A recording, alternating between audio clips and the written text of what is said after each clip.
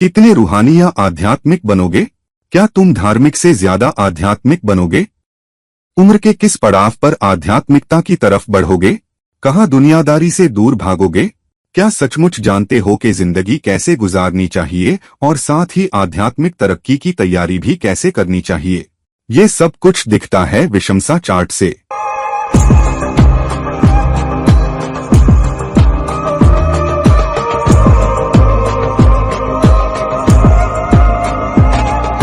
Hello, नमस्कार और आदाब सभी दोस्तों को अपने दोस्त एस्ट्रोलॉजर और गाइड इरफान की तरफ से फिर एक बार तुम्हारे अपने चैनल एस्ट्रो असुरेंस से। आज बात करेंगे विषमता चार्ट की, जिसे आध्यात्मिक रुझान का चार्ट भी कहते हैं। इसे D20 चार्ट भी कहा जाता है, क्योंकि लग्न का 20वां हिस्सा जब तुम लग्न के 20 हिस्से करते हो तो 20वां हिस्सा देता है विषमता चार्ट का लग्न, यानी D20 चार्ट, जिसे कुछ लोग कहते हैं धार्मिकता या आध्यात्मिकता का चार्ट। मेरी नजर में तो ये देखता है कि तुम धार्मिक ज्यादा होगे या आध्यात्मिक होगे या नहीं, या सिर्फ दिखावा करते हो आध्यात्मिकता का, असल में हो नहीं। ये सब कुछ दिख जाता है D20 चार्ट में। तो सबसे पहले D20 चार्ट के अलग अलग घरों का क्या मतलब है। पहले तो अगर D20 चार्ट अच्छे से समझ लो इसका क्या मतलब है, तो बाकी पहलू भी ज्यादा साफ हो जाएंगे। D20 चार्ट का लग्न दिखाएगा कि इस आध्यात्मिक चार्ट की ताकत कहाँ जा रही है, आध्यात्मिक रुझान कहाँ से आ रहा है, या आ रहा भी है या नहीं।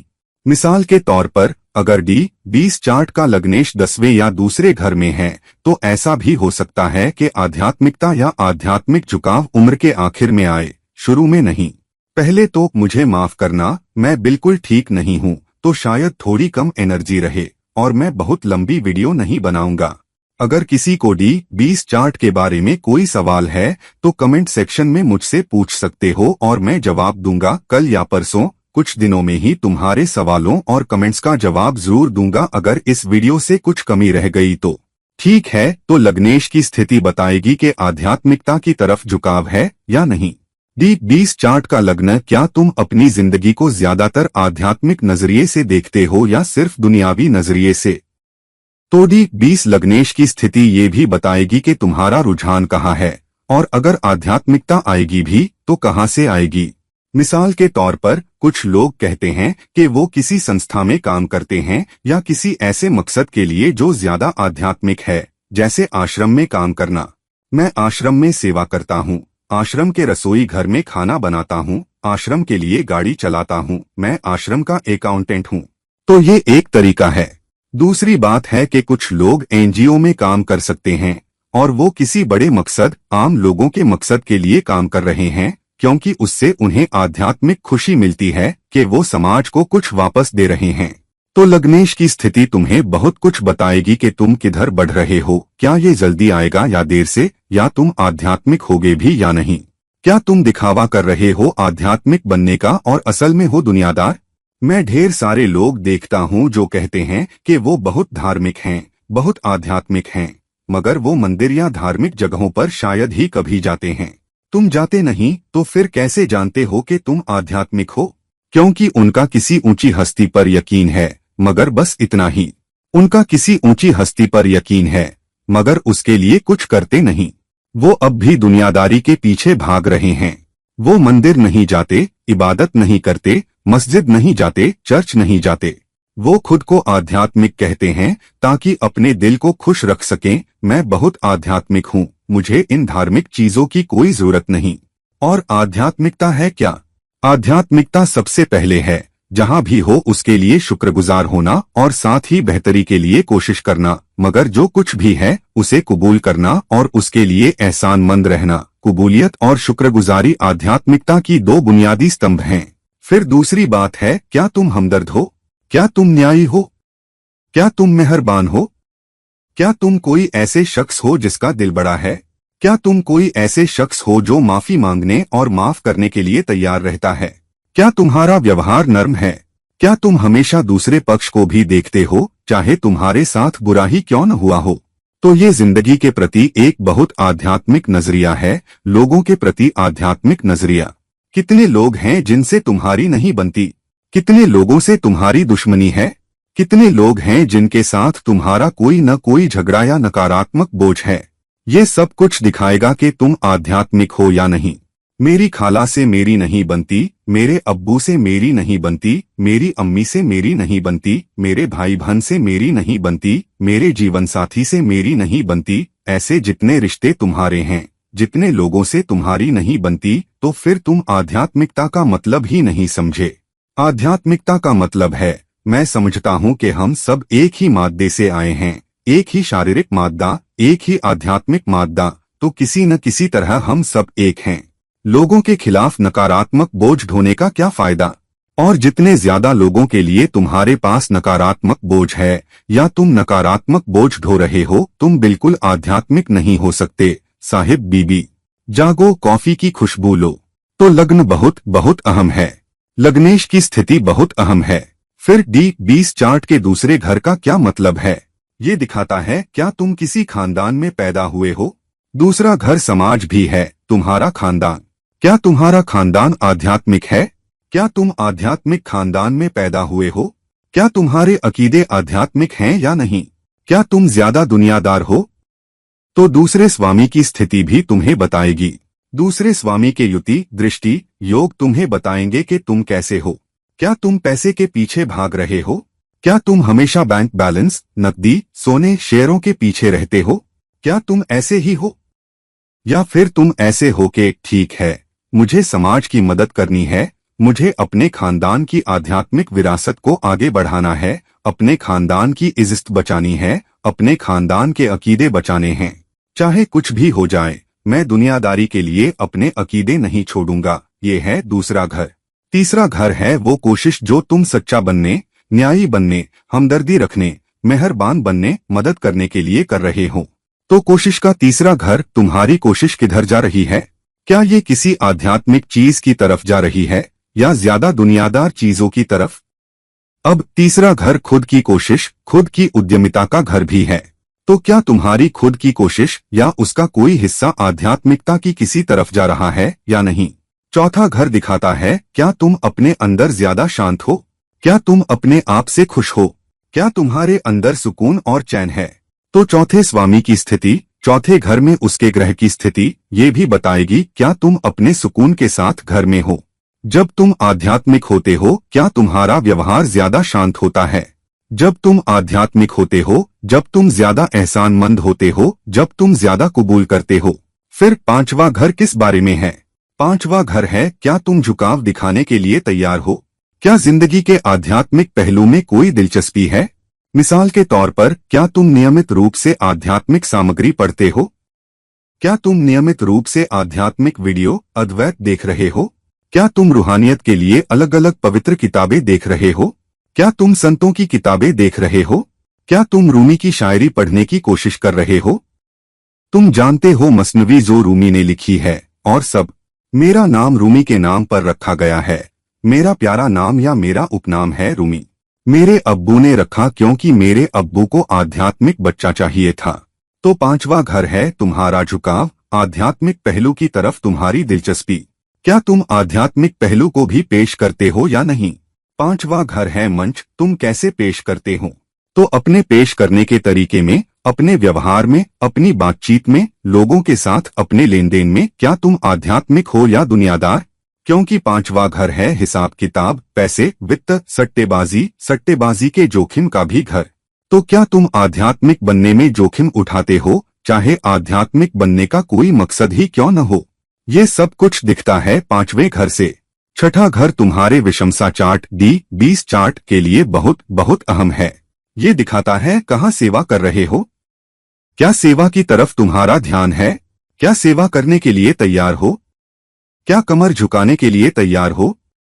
क्या दूसरों की मदद के लिए कोशिश करने के लिए तैयार हो? बीमारों की, मुसीबत या चुनौतियों और मसाइल में फंसे लोगों की, जो किसी भी तरह की परेशानी से गुजर रहे हैं, क्या कमर झुकाने के लिए तैयार हो? क्या उनकी मदद करने के लिए तैयार हो? सातवां घर भी है नंबर 1, क्या तुम आध्यात्मिक झुकाव में दूसरों के साथ साझेदारी करने के लिए तैयार हो? क्या तुम टीम के माहौल में किसी आध्यात्मिक मकसद के लिए कोशिश करने के लिए तैयार हो? मिसाल के तौर पर, मैंने ऐसे लोग देखे हैं जो आश्रम के लिए काम करते हैं, मगर वहां के ज्यादातर लोगों से उनकी नहीं बनती। एक आश्रम का ड्राइवर। मैं एक आश्रम में था और वो ड्राइवर वो आश्रम के लिए काम कर रहा था और मैंने कहा कैसा है। उसने कहा नहीं नहीं, वो आदमी अच्छा नहीं है, वो हमेशा मेरे साथ बुरा बर्ताव करता है, वो ये करता है, वो करता है। ये आदमी आश्रम में काम कर रहा है, मैं देखता हूँ वो कैसे बात कर रहा है, वो वहाँ के ज्यादातर लोगों की बुराई कर रहा है। तो क्या तुम टीम के प्रयास में हो या नहीं? और तुम मुझसे पूछ रहे थे, माफ करना, अगर नौकरी मिले तो बताना। मैं किसी कंपनी के लिए काम करता हूँ, मैं इस आश्रम के लिए काम नहीं कर सकता। मैं ये नहीं बताऊंगा कि मैं किस आश्रम में था, जो भी, मैं बस एक बार देखने गया था, इसलिए नहीं कि मैं जुड़ना चाहता था या किसी ने बुलाया था, बस आ जाओ तो मैं चला गया। तो 7वां घर है, क्या तुम कोशिश करने के लिए तैयार हो? क्या तुम लोगों के साथ साझेदारी करने के लिए तैयार हो? क्या तुम्हारा जीवन साथी भी तुम्हारी आध्यात्मिक झुकाव, आध्यात्मिक पहलू की तरफ मदद करेगा या नहीं? 8वां घर भी है, तुम्हारी आध्यात्मिकता की गहराई के बारे में। कितना गहरा जाने के लिए तैयार हो? कितना गहरा जिंदगी के रहस्यों को समझने के लिए तैयार हो? कितना गहरा तुम खुद को समझने, जिंदगी के मकसद को समझने, अपने जीवन के उद्देश्य को समझने के लिए जाना चाहते हो? ये है 8वां घर। 8वें घर की स्थिति, 8वें स्वामी की युति, दृष्टि तुम्हें इसके बारे में बताएंगी। 9वां घर है सीख, ऊंची सीख के बारे में। कितनी ऊंची सीख में तुम कोशिश करने के लिए तैयार हो? तो बहुत सारे लोग आध्यात्मिकता में डिग्रियां भी लेंगे, वो बहुत कुछ सीखेंगे। वो मिसाल के तौर पर अमेरिका, यूरोप के किसी संस्थान में रूमी पढ़ाएंगे और वो मसनवी के गहरे मतलब को समझने की गहराई में जाएंगे, रूमी की आध्यात्मिक लेखनी। ढेर सारे ऐसे लोग हैं जिन्होंने आध्यात्मिकता पर लिखा है। तो क्या तुम संतों की लेखनी में जाने के लिए तैयार हो, खुद को समझने की गहराई को समझने के लिए? तो कितना तैयार हो सीखने में लगाने के लिए? और क्या तुम सीखे हुए हो? अपनी पूरी जिंदगी में क्या तुम किसी तरह की ऊंची सीख के पीछे भाग रहे हो? और क्या तुम अपने तजुर्बों से सीखते हो? एक इंसान जो तजुर्बों से सीखने के लिए तैयार नहीं, जिंदगी की मुश्किलों से, अच्छा या बुरा जो तुम गुजरते हो, तुम्हारी जिंदगी गुजरती है। अगर तुम तजुर्बा नहीं ले रहे, अगर तुम सीख नहीं ले रहे, तो तुम आध्यात्मिक नहीं हो सकते। 10वां घर दिखाएगा तुम्हारा कर्म कहाँ है। क्या तुम्हारा कर्म तुम्हारे काम, तुम्हारे करियर, तुम्हारी नौकरी, तुम्हारे पैसे, तुम्हारे ओहदे, तुम्हारी तरक्की, बड़े अफसरों की कृपा पाने की तरफ है, या कर्म किसी तरह सीखने, आध्यात्मिक झुकाव की तरफ और अपने ऊंचे अस्तित्व में भी नजर आता है? ये सब कुछ दिखता है 10वें घर से। 10वें स्वामी की स्थिति, 10वें घर में कौन से ग्रह हैं, कौन से ग्रह देख रहे हैं, ये सब बताएगा कि क्या तुम्हारे काम में कोई आध्यात्मिक झुकाव है, क्या तुम्हारी तरक्की, तुम्हारी बढ़त में कोई आध्यात्मिक झुकाव है। बहुत सारे लोग लड़ेंगे, कुछ लोग ज्यादा कबूल करेंगे। मुझे 2-3 साल से कोई बढ़त या तरक्की नहीं मिली, मैं इसका इंतजार करूंगा, अगर नहीं मिली तो मैं कड़वा नहीं बनूंगा, मैं कोई दूसरी नौकरी ढूंढ लूंगा, शायद किसी दूसरी संस्था में, मगर मैं अपने बॉस, अपने अफसरों के साथ रिश्ते नहीं तोड़ूंगा, मैं उनकी कृपा में रहूंगा, मैं आगे बढ़ जाऊंगा। शायद ये वो जगह नहीं थी जहां मुझे तरक्की मिलनी थी, मुझे कहीं और मिल जाएगी, बजाय इसके के दुश्मनी, कड़वाहट, नकारात्मक बोझ ढोते रहो। 11वां घर है आम लोगों का घर। बहुत सारे आध्यात्मिक गुरु या सचमुच के आध्यात्मिक लोगों का 11वां घर बहुत मजबूत मिलेगा, या 11वें स्वामी की बहुत मजबूत स्थिति मिलेगी।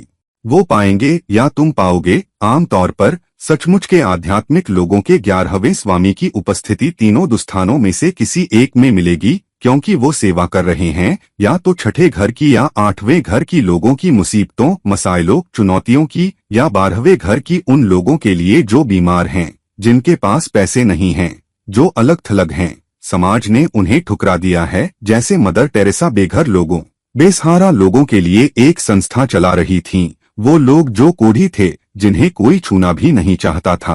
तो ये है जहां 11वां घर दिखाता है, क्या तुम आम लोगों के लिए कुछ कर रहे हो? क्या तुम आम लोगों से जुड़े हुए हो? क्या तुम आम लोगों की सेवा करने के लिए तैयार हो? क्या किसी तरह आम लोगों की तरफ कोई झुकाव है? 12वां घर है वो घर जहां दिखता है कि आध्यात्मिक उन्नति होगी या नहीं, क्या तुम्हारा ज्यादातर झुकाव आध्यात्मिक झुकाव की तरफ है या नहीं, और क्या तुम्हारी ताकत आध्यात्मिक झुकाव की तरफ है, खैरात से, दान से, सेवा से या नहीं, क्या कोई आध्यात्मिक झुकाव है या नहीं। मैं तुम्हें अपना खुद का चार्ट, अपना D20 चार्ट दिखाऊंगा, एक झलक दूंगा। मैं नहीं कह रहा कि मैं आध्यात्मिक हूं या नहीं, मगर क्रिएशन तुम्हें कुछ बताएगी कि मैं जिंदगी को कैसे देखता हूं। मैं खुद को समझने, जिंदगी के बड़े मकसद को समझने, अपने काम को जो मैं करता हूं कैसे करता हूं, लोगों के साथ कैसे पेश आता हूं, लोगों की कैसे सेवा करता हूं की तरफ कैसे बढ़ रहा हूं, और क्या मेरे काम में सेवा का जज्बा है या नहीं, क्या मेरी कुंडली में कोई आध्यात्मिक झुकाव है या नहीं। ये है मेरी कुंडली D20 चार्ट के साथ। तुम देख सकते हो लगभग बहुत सारी ताकत राहु, गुरु, बुध, सूर्य, केतु ये सभी 12वें घर में हैं और धनु राशि में ऊंची सीख की राशि, धर्म की राशि, आध्यात्मिकता की राशि। ठीक है, तो मेरी कुंडली में ज्यादातर ताकत 12वें घर में है। फिर लग्नेश है 11वें घर में, जो मैंने कहा आम लोगों के लिए बहुत अहम है, और वृश्चिक राशि में। वृश्चिक राशि है कालपुरुष कुंडली का 8वां घर भी, और चंद्रमा के साथ। चंद्रमा मेरा लग्नेश है क्योंकि मैं कर्क लग्न हूँ, तो चंद्रमा मेरा लग्नेश है। वृश्चिक राशि में शनि के साथ 11वें घर में आम लोगों के घर में बैठा है। और क्या मुझे सुकून चैन मिलता है? हाँ, क्योंकि मेरा चौथा स्वामी सेवा के 6ठे घर में जा रहा है और 6ठे घर के स्वामी बुध को देख रहा है, जो 12वें घर में बैठा है।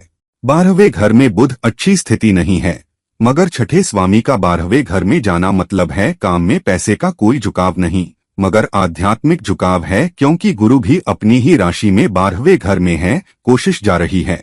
तीसरे घर का स्वामी कहा जा रहा है, गुरु फिर से 12वें घर में, तो बहुत सारी ताकत 12वें घर में है।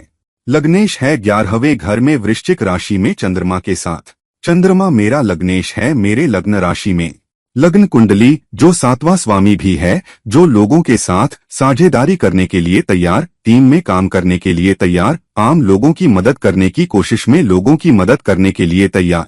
और शुक्र अपनी ही राशि में है, मगर 5वें घर में, जो दिखाता है कि काम में भी बहुत दिलचस्पी है, क्योंकि शुक्र 10वें घर का भी मालिक है और 5वें घर में अपनी ही राशि में बैठा है। तो ये एक ऐसी स्थिति है कि दिलचस्पी भी काम की तरफ है।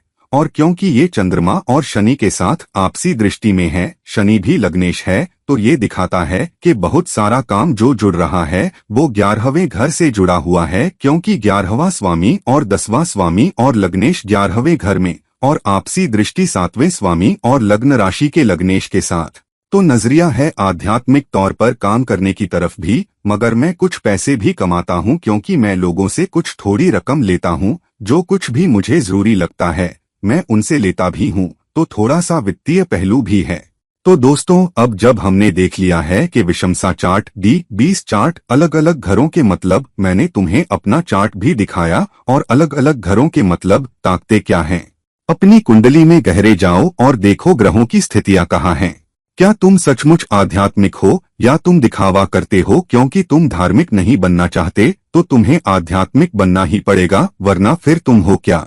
तो क्या तुम आध्यात्मिक होने का दिखावा कर रहे हो जबकि तुम पूरी तरह दुनियादार हो? ये दिखेगा पहले तो तुम्हारे व्यवहार से भी। चार्ट तो सिर्फ एक पहलू है, तुम्हारा व्यवहार तुम्हें पुष्टि देगा कि तुम ऐसे शख्स हो या नहीं।